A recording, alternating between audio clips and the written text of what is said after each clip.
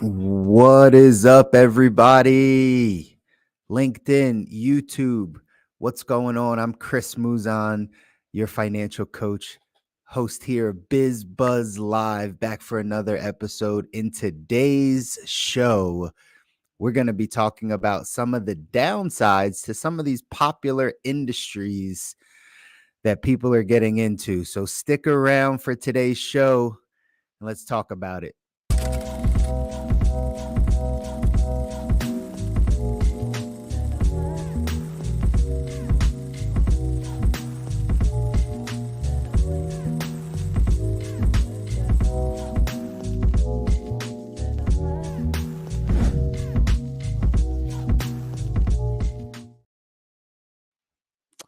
All right, everybody. Welcome back to another Wednesday episode of BizBuzz Live. Again, I'm your host, Chris Muzan. On the show, we talk all about entrepreneurship, career, industry, job transitions, work life, what is going on out there in our professions. The reason why, again, I'm a financial coach. Those of you that don't know, so I've had the privilege of lifting up the hood under people's financial life over the past decade and getting a chance to see what really helps them build their financial foundation. And I normally look at a few different areas, but one of the top areas that we look at is someone's cash flow, which what's coming in and what's going out. And typically when you're looking at someone's cash flow, sure, we could talk about budgeting and we can talk about making sure you know where all your money's going. But the other side inevitably is, how are you bringing in income? How are you making money? So most people have a job or one stream of income as, self-employed or a contractor. Maybe you work in the gig economy, so you're like a Uber, Lyft type of person, or you just have found your career. Maybe you've settled into a career. You've been doing a job for the past 15 or 20 years. Maybe this is the same thing you've gone to college for, or the thing that you built a skill set around over time. And so you've just been doing kind of the same thing. And now here in 2024, some things are changing in the landscape of your finances. Inflation's up, cost of goods is going up, right? That's what inflation is. You're feeling it at the end of the month a little bit more. You're feeling it when you go to the grocery store a little bit more. You're feeling it in some of the activities and some of the bills and those types of things. You're feeling it a little bit more. So now you're thinking about, well, what do I need to do to change this? And normally the answer is, well, we probably got to figure out some other ways of increasing our cash flow, increasing our discretionary income, bringing in more money every single month. Maybe we need a side business. Maybe we need to change industries completely. Maybe we just need to get a raise. Maybe we need more hours. Maybe we need to figure out what our actual skill set is and then take our talents to another place. But regardless, on the show, we're here to talk about some of these industries that we're in so that you can get a feel for maybe where you want to transition. Maybe these are fields that you thought you were going to get into, and just getting some more insight in them might change your mind.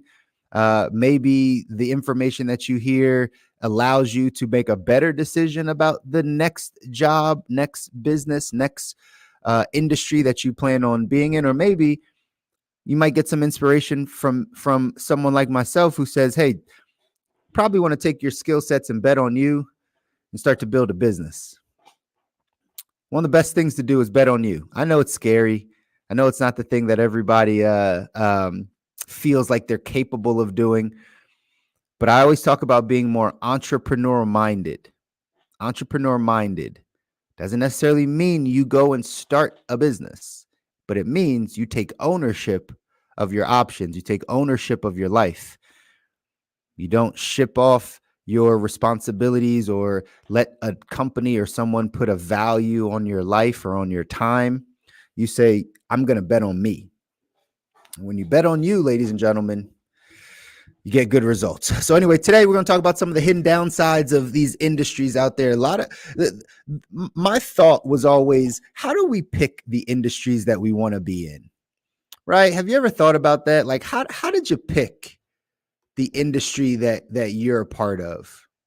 I'm curious, right? Drop some of your comments today as we start talking about some of these downsides. But again, how'd you get into the industry you got in? Most people just either fell into it, they got coerced into it. It was something that their family wanted them to do, their spouse wanted them to do, something that they've seen uh, in their family or around with peers. And so we just get kind of led in that direction. Oftentimes, we're picking industries for the upsides, right? We're picking the industries that we're a part of because of the upsides. But whoever talks about the downside, some of you know, I came from the restaurant world, so that was my background. I went to school for it. I have an associate's in culinary arts, bachelor's food service management. Thought I was going to go off and be a chef. Why? Because we all love cooking, or we all love eating. Not everyone loves cooking, but we all love eating. Those are the types of jobs and positions where they're like, hey, just work in that industry and you'll never be without a job, because people always need to eat, right? You ever heard that before? You ever heard this saying, or somebody coming out and telling you, just work in that industry because you'll always have a job? They're never good, right? There's always going to be a need for that. So we think that's an upside. Oh, well, that's called job security, right? If I work in a restaurant and I don't like one, there's thousands in my city. So I can go work anywhere, right? I can always have a job. There's some other industries like that too. We're going to touch on them today. But that's something that I heard. Got into the industry, started to understand the downsides of the restaurant world, of the hospitality world. Long nights, you're working holidays, you're working weekends. You're overworked and underpaid at the essence of the industry. Anyone that you know that's in the restaurant world, they're not coming home on Saturday night often. They're not getting Mother's Day to hang out with their mom, because Mother's Day is the busiest restaurant day of the year. They're not also going to have a normal schedule. They might go to sleep really late. They might sleep in a lot, right? I learned this too, and some people out there are making it happen. Kudos to y'all. But the restaurant world is not normally conducive to like family life, to married life, opposing values, always right, moving. There's a lot of stuff there. So these are some of the downsides to the industry. I only got in because of the upside, because it's like, oh, I always have a position and I like cooking or eating, and people always need it. Upside. Downside, you're working forever, you're overworked and underpaid, you're not paid what you're worth. Restaurant managers don't make all they want to. Line cooks don't make all they want to without working and slaving away. Restaurant owners for sure don't make all that they want to. But no one told me that going in. If they would have told me that going in, I might have made a different decision, because I knew some of the downsides. So again, ladies and gentlemen, these conversations are not to dissuade you or be negative about industries. It's just about kind of evening out the scales a bit. When you know that there's good things of an industry or a job or a career, it would behoove you to find out, well, what are the downsides? What's not the greatest part of it? One of the industries that we talk a lot about and we hear a lot from a financial space, right? We coach a lot of people in this space, is the nursing field. It's the nursing field. There's a lot of people that get into the nursing space. Why? Because there's upside. What's the upside? Job security. People are always going to be sick. People are always going to need someone to take care of them. Hospitals will always be around. You'll always have a need for your work, right? Those are some upsides. Nurses get paid really well. I know some travel nurses that are in the mid six figure, right? Like, $200,000, $300,000 a year for some travel nurses. There's some regular nurses, again, making lower six figures, still been in the industry for a little bit of time, but making, $130,000, $150,000 a year. So those are two benefits, two upsides, right? People are like, yeah, I can make money and I will always have a job. But there's also some downsides. What could they be? Let's talk a little bit about them. This was an article, just came out last month, that says over 80% of nurses face workplace violence. Over 80% of nurses. Again, we'll dive into it, but over 80% of nurses face some type of workplace violence. Man, they didn't tell you that at nursing school. They might have, but they probably didn't tell you in that rate. They didn't tell you that, you have to now fight for your safety. This was a national survey. They only surveyed under 1,000 nurses, but they said that 82% said they had experienced at least one type of violence at work last year in 2023. 68%, almost 70% of those surveyed reported being verbally threatened, and more than a third reported being physically threatened, slapped, punched, or kicked, or have objects thrown at them. Now, again, ladies and gentlemen, nothing wrong with being a nurse, right? Nothing wrong with wanting to help other people and have a heart for people. But if you knew that downside, if you knew that you were likely to have some type of abuse, physical, verbal, or whatever the case is, would that have you make a different decision? Potentially. Would that be something where you're like, I don't know about that. I'm not sure if the having a job all the time and maybe making the six figures, does that negate my safety, right? Like, is that more important? Do I value that more than my safety? I don't know. Again, it might not be a full deterrent, but you might want to know that that's a part of it. I have a good friend who's a nurse, was a nurse. Well, technically is, right? And she wind up leaving or stepping away from nursing because she got carpal tunnel. Why? Because she's always lifting up people, moving people, constantly using her hands and her wrists to maneuver things.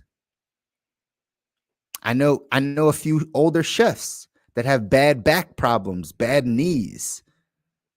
So what's it like to pick a career and you leave a part of your body at that job?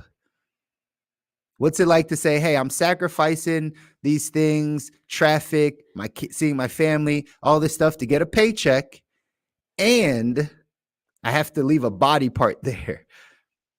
I left my wrists there. I left my knees there. That job took my back.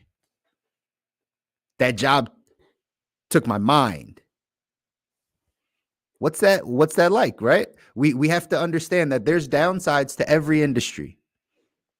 There's downsides to every industry. Every industry is not the greatest. I can think of truckers, right? Yeah, you might make some good money, but you sit down all the time. So if you look at the average trucker that is like over the age of 40, they have some type of ailment to their body.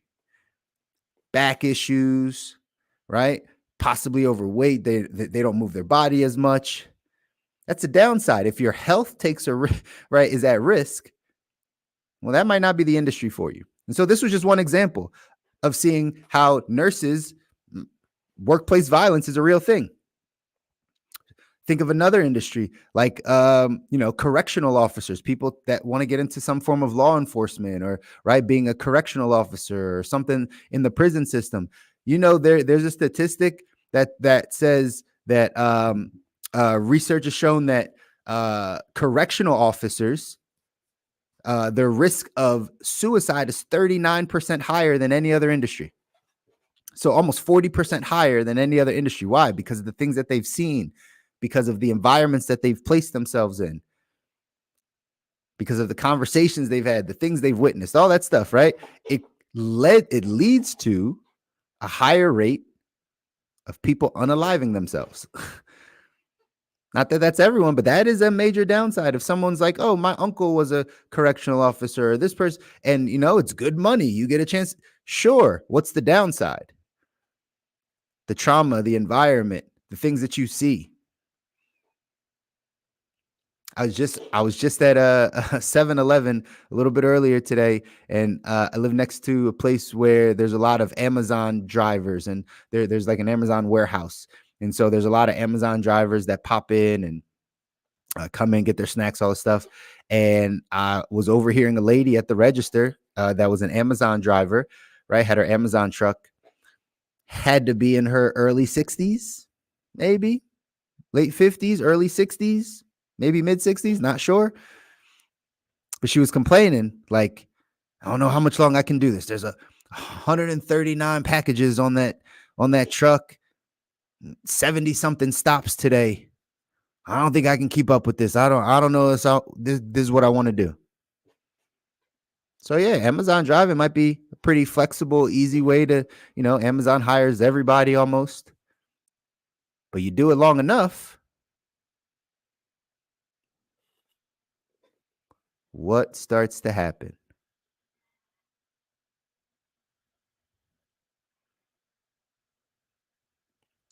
Think I froze. If you do it long enough, what happens? So I'm sharing.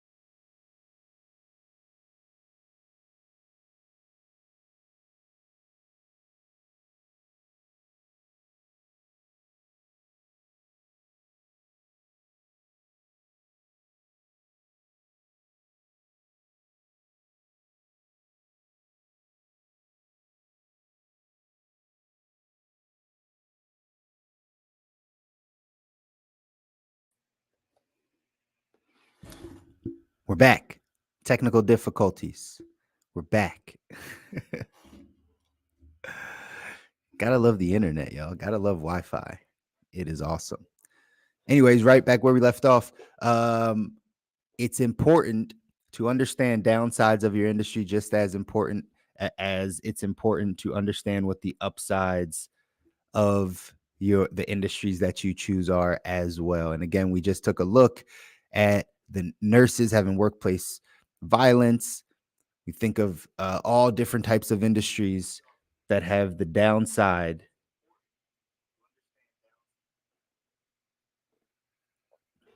There we go. We have all types of other industries that we can think about that also have some downsides to them. And I just want to make you aware that in choosing your career and choosing your industry and choosing where you are going to make money, you want to look at the pros and the cons. You want to look at both sides. Don't let money be the only reason you choose an industry. Say that again for those in the back that didn't hear. Don't let money be the only reason you choose to do a job. Don't let money be the only reason that you chose to pick your career or do something for work. It's very an important message to understand, because oftentimes that's what we're taught. We're taught how to pick a career by, sure, something that we like to do, but we also pick it for safety. A lot of parents, a lot of people tell their children to pick a career for safety reasons, for you'll always have a job, or this is a good industry just to be able to network or be around the right people and make good money and the whole nine. So we have to really be intentional about, yes, not just the upsides, telling our kids the upsides, but also talking about the downsides, and then letting them come to a decision, and for you to come to a decision about what's most important to you and which direction you're going to go. So again, lots of downsides. There are obviously upsides to everything also, but I want you to be able to weigh both of those. These are the ways we can decipher what our next role is going to be. What our next role is going to be. Whether you choose to pick an industry where, again, you might be subject to some different environments, or you're picking an industry where you don't have to and you can be in an environment that you want. But remember, you get a chance to control it. Most importantly, just know all of this stuff deals with your cash flow, or will have a direct reflection on your cash flow, on what you choose to bring in and what goes out. Okay. So because of the technical difficulties today, we're going to wrap this one up. Hey, continue to check in with me every single Wednesday here on BizBuzz Live.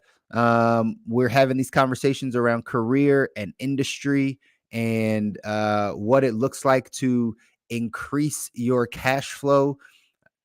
At the end of the day, those are the only two controllable things that we have. We can only control what comes in and what goes out. Our two controllable things, levers that we have in our financial life, are being able to keep more of the money that we're making, or go off and make more money. I'm here to help you figure out some ways to go off and make more money. And then from there, your financial life can change. So until next time, y'all, peace.